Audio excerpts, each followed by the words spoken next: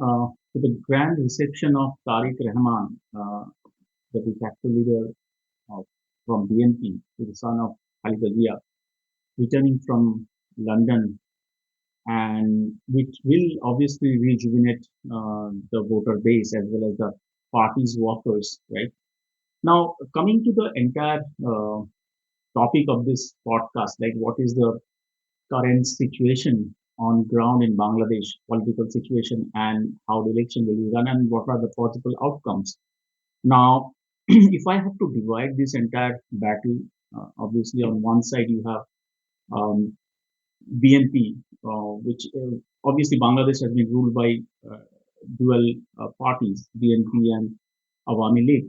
These are the nationalist party that's spread across Bangladesh. But after Awami League's um, suspension, right, barring from this 12th February election, what is the possible outcome?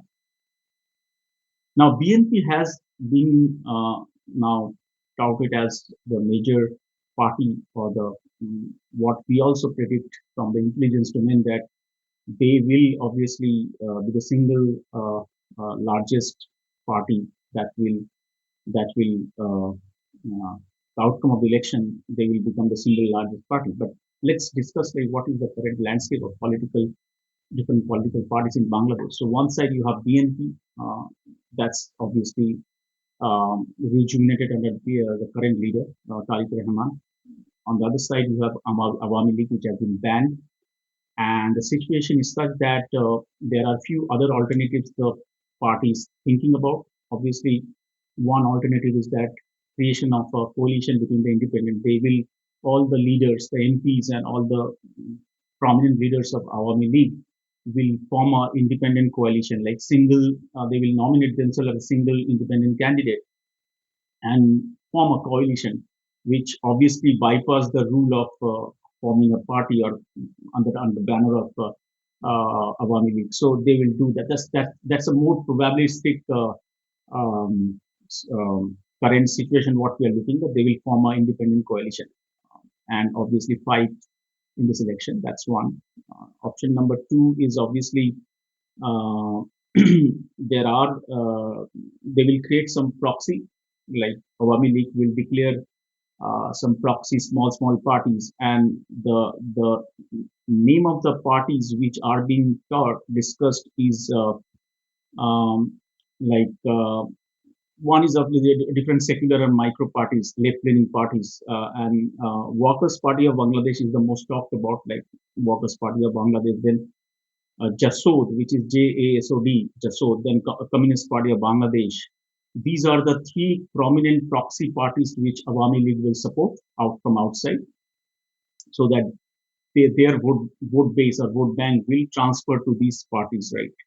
Obviously, the first alternative talk about independent um, leaders, coalition of independent leaders of Awami League. The second option I'm talking about, if that doesn't work out, then probably this is another alternative where they will form a proxy party. They will tell their voters, Awami League voters, to uh, cast votes into the favor of Workers' Party of Bangladesh, Jashod, Communist Party of Bangladesh, and then you have some of the centrist, personal-driven parties like Gono Forum, the individual leaders spinning out of the nationalist group. So those are some of the, then again, some of the regional parties in rural Bangladesh, specifically the Union Parishad chairman, the former Upazila officials. So these are the areas where they will provide their candidates or like proxy candidates. So this is what Awami League will do if they cannot win this battle of participating in the election, right? If the suspension is not been withdrawn. Now, if all these things are not possible, either the independent coalition or the proxy parties, then what will be the voters of Awami League, the core voters of Awami League will do? Now, the core voters of Awami League will be divided into like three components. If I have to just divide it into one, will be the most conservative and left centrist kind of vote vote base who are more secular in nature and also from the urban background. So that's one vote bank, right? The second vote banks are obviously the minorities like Hindus and Christians and Buddhists. They will vote for Awami League or the candidates of Awami League, the independent candidates of Awami League, or maybe the proxy parties of Awami Leagues, right? That's the vote bank that will get transferred. The third type of vote banks, which obviously Awami League has, are the commercial hubs, right? The companies, the corporates, the business houses. Then you have the urban intellectuals, right, or the rural intellectuals. Let's call it also that way. So all the intellectuals from business, corporates, mm, they will obviously vote for Awami League. These are the core vote banks. Now, this is one side of Awami League, and probably I've talked about BNP. BNP is more about slightly right-centric party, which obviously will not go to the line of Islamist party, but will obviously look out for the rural. Their vote bank is more of a rural vote bank. They boast a significant more rural vote bank, the old form, and then some of the regional parties, obviously some of the regional parties, which actually fought along with them during 2001, 2006 election. So that will come to their base, and also some of the Islamist group who are not that extreme, not far extreme like Jamaat. So they will obviously have some ideological principle, nationalistic ideological principle, but not Islamist, right? Not Islamist principle. So those are, we call it as an Islamic nationalistic ideology. So they will join in hand with BNP. So these two are the primary components. The third component, what we see is the Islamist party, right? Jamaat Islam and its offshoots, like all the three Jamaat Islam plus, let's call it Jamaat Islam plus, and also the NCP, the newly formed National Citizen Party coming out from the student wing, right? They have formed a coalition, and obviously in this election, Jamaat and its Islamist, other two Islamist offshoots plus National Citizen Party has uh, formed an alliance, and they will go into this battle uh, in a more combined way. So now vote banks, obviously you have a student vote bank of National Citizen Party, significant amount, almost 12% student vote that will go into that student and then ex-student vote. And also you have the Islamist far right core Islamist vote bank, which amounts to around 22%. So we are, from the intelligence domain, we are thinking of vote bank of around 28 to 32% of vote bank, which probably the Islamist Jamaat and NCP will get.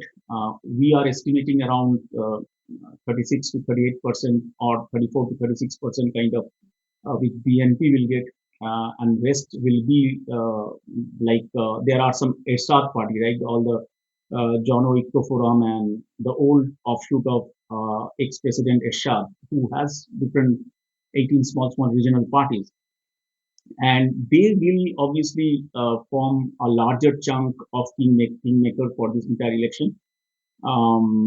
And let's understand that what percentage of vote they will also have. That what we estimate from the very conservative estimate that if we put Awami League, if we put BNP in the bracket of 34 to 36% vote bank, and 30 to 32% vote bank of Jamaat plus NCP coalition, we are seeing Awami League either proxy or independent for around 18%. Speaks about 18%. So, will there be a call from uh, Awami League to their vote base to give vote to BNP? So, will there be transfer of votes from Awami League to BNP if Awami League tells their voter base? I don't think so. Awami League will do that. There is a lot of challenges, ideological as well as principal challenges of Sheikh Hasina to call their workers to vote for BNP or tell their worker machinery to vote for BNP. So I see that that's not a possibility. So the more probabilistic possibility is that either there will be independent coalition of the leaders or there will be a proxy parties. They will support the proxy parties. So the problem with BNP is that the chance, if it happens, say Awami League has actually told their vote base to either vote for a proxy party or a set of proxy parties or to the independent MPs and MLAs of Awami League, what will happen? What the voter base will do? The vote base will get transferred to BNP. That's the bigger assumption we are having. Now, what is the extent? If we see that there is a 30% of vote bank migration from Awami League vote base to BNP, less than 30%, say less than 30%, we see that BNP will not be able to get more than 30, 34, 34 or 36% of vote share, and which will again create a problem for them because they will be single largest party, but they need some parties, regional parties, to support them to form a government. Now, question comes, right, if the vote base of Awami League, the core vote base of Awami League shifts like more than 30%, 30% or 40%, more than 30 or 40%, if the Awami League vote base, vote bank share shifted to BNP, obviously BNP will be the single largest party and also they will form the government on their own. Now, the question is that threshold, 30 to 40%, we are not sure about that whether those 30 or 40% of vote bank will be transferred to BNP, Awami League vote bank will be transferred to BNP. It's a very critical question or $1 million question which cannot be answered right now. It's very difficult to answer in this turmoil situation. So that's one component I try to address. So uh, Jatiya Party and several regional groups can swing the local outcomes, right? They will have a lot of say in the final outcome of the election. What is our prediction from this from the intelligence world? When I say intelligence world, it's more from what we are getting from the OSINT network as well as some of the agencies like RAW and Mossad and CIA. What we are getting data is that there can be primarily two possibility, and there are other possibility as well. The primary possibility is that BNP will be the single largest party, obviously, and they will form a government by aligning with some of the left-centric parties. So that's the option number one, which has maximum probability. So BNP is winning the election, uh, but not single-handedly, but there will be some degree of support from regional party and left-centric or left-centric center-centric party. There will be some degree of alignment. What I foresee in my assessment that either Awami League proxy parties or Awami League independent MPs will also come to the BNP as a coalition. So they will oppose Jamaat and NCP. So that's a primary possibility. The second possibility, which is slightly lesser probability is that it will be a hung parliament. No one will get the majority, and that's the problem when we see that kingmaker like Jatiya Party, regional party, some of the left-centric party will play the kingmaker role, and obviously the uh, depends upon what it happens, like how much vote they get. Like if we see that Jatiya Party is dominating the entire landscape with the regional parties, and they will probably go into Jamaat. So Jamaat, there will be a swing towards the Jamaat. But if we see that the left-centric party or left-centric party or left parties are getting the momentum from the regional landscape, they will actually align with the BNP. So there's both way possibility how the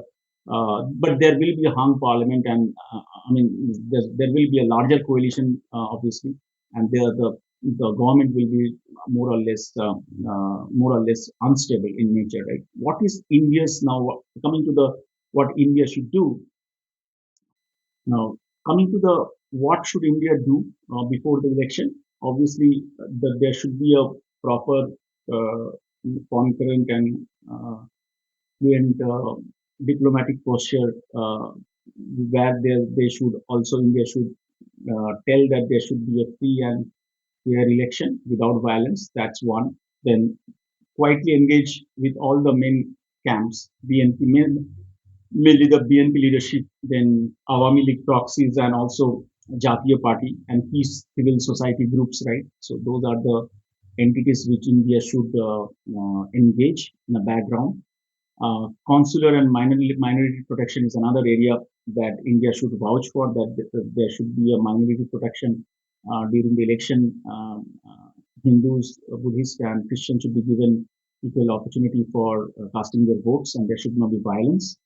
And security and intelligence, so they should liaison with Bangladesh security counterpart on cross-border threats, because post the election of Bangladesh, West Bengal is going into polls. So that spillover of violence should not come across borders. So that's another. Obviously, there are a lot of intelligence sources. I know I don't want to comment on that, but at least I have significant data that Pakistan will try to spill over the entire violence of Bangladesh into West Bengal, which is obviously going into poll in 2026 May. Uh, and that will happen. And that's one area India should be cautious about. Then economic and development continuity. So India will try to provide the limited non-political development commitments, infrastructure and maintenance, and other trade facilities to Bangladesh, so that they should not feel that there is a discontinuity of that. So the entire posture should be there. Engagement with the diaspora and civil society is another area where Indian Minister of External Affairs should do that, support civil society, resilient quietly, and fund election observative trainings and all other things that generally India did last 2 decades. India should do that. I guess that's what I feel. What are the immediate after the results? Like what India should do? Obviously, if it is a free and fair election, and a party comes out as a winner, I think so. There will be some calibration and need recalibration.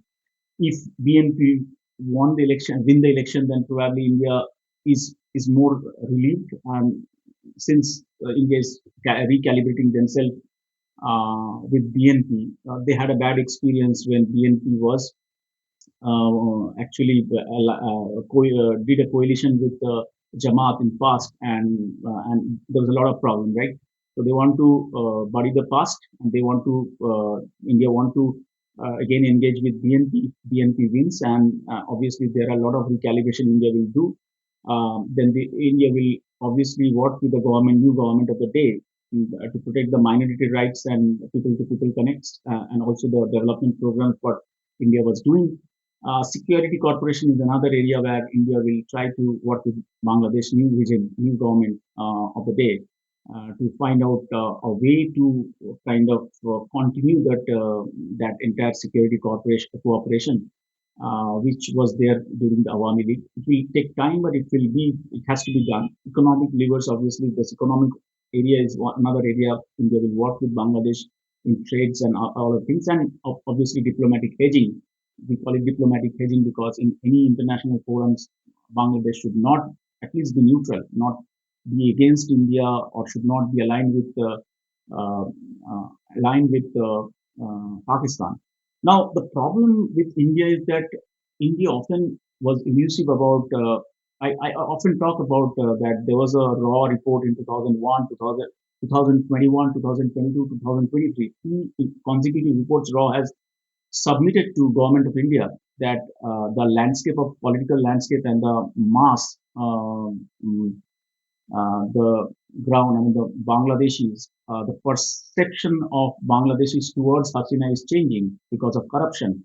And central government didn't do anything, I guess. Central government tried to, they don't want to engage with BNP, they don't want to engage with Jamaat, and that's what their direction was. And they intimated Bangladesh, Sheikh Hasina, about this entire report, that what is happening. But I guess Hasina didn't underestimated the report and didn't actually take in the situation as per the gravity. So that's Hasina's problem last 2 years. Second problem, India often thought that Hasina is towards India, but if you see the last 1.5 years of Sheikh Hasina's regime, she was actually aligning towards China. So saying that Hasina was completely aligned with India is a wrong perception. So Sheikh Hasina was slightly tilting towards China, but her posture was not kind of um, uh, countering India, but at least a balance, right? She want a counterbalance, right? That's what last 18 months was probably taking that cue in mind. India should also be flexible enough to engage with BNP. BNP wins election, and that's what the data shows.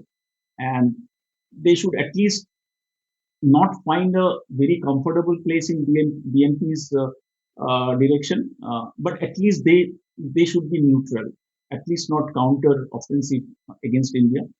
Um, India India should engage with BNP and encourage BNP to be neutral against India, uh, if not positive.